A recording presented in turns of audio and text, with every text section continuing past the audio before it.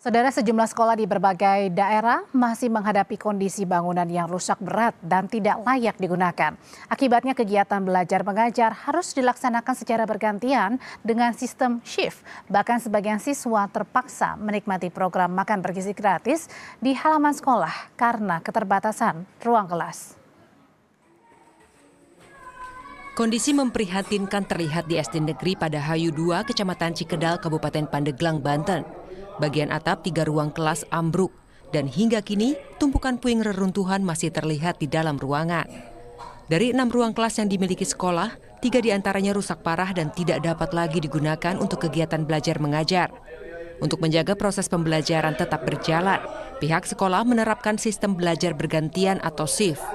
Keterbatasan fasilitas juga memaksa sebagian siswa belajar di lantai dengan hanya menggunakan meja belajar kecil tanpa kursi.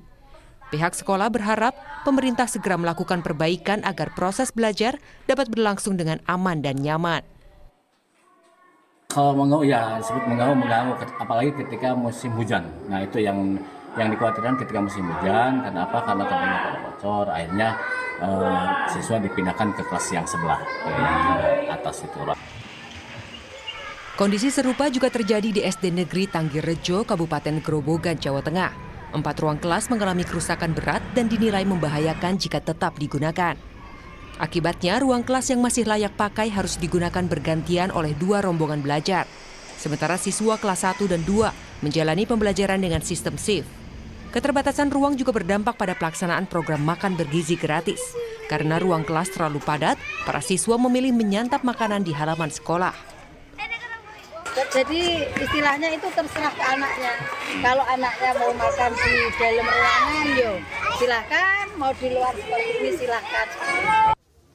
Di Jakarta Selatan, pemerintah Provinsi DKI Jakarta akhirnya berencana membangun kembali gedung SD Negeri Kebayoran Lama 09 yang ambruk sejak 2 tahun lalu. Pembangunan akan dilakukan dengan konsep gedung vertikal. SDN Kebayoran Lama 09 dan SDN Kebayoran Lama 11 yang berada dalam satu kawasan akan digabungkan ke dalam satu kompleks dan satu manajemen sekolah.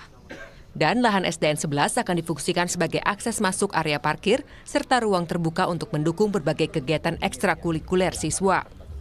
Karena termakan oleh usia, maka ini yang kemudian menjadi roboh. Dan ini bukan sekolah satu-satunya di Jakarta yang usianya sudah lama, masih banyak sekolah lainnya, dan secara bertahap rekan-rekan dari Dinas Pendidikan terus melakukan renovasi dan perbaikan terhadap sekolah-sekolah yang ada. Pembangunan sekolah ini akan disegerakan dan kita harapkan dalam waktu tidak terlalu lama keseluruhannya sudah bisa dimulai karena perencanaannya sudah ada.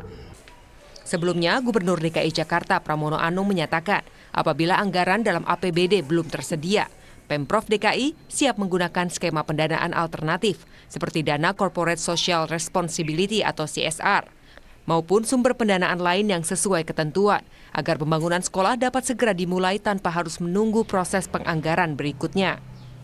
Tentunya segera kami tangani, dan saya terus terang baru tahu ketika ini viral.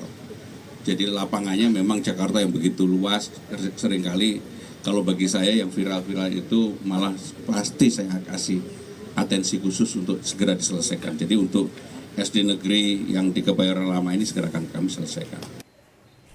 Meski selama 2 tahun sebanyak 270 siswa SDN Kebayoran Lama 09 harus menumpang belajar di SDN Kebayoran Lama 11, Dinas Pendidikan DKI Jakarta memastikan proses pembelajaran tetap berjalan dan hak siswa untuk mendapatkan layanan pendidikan tetap terpenuhi.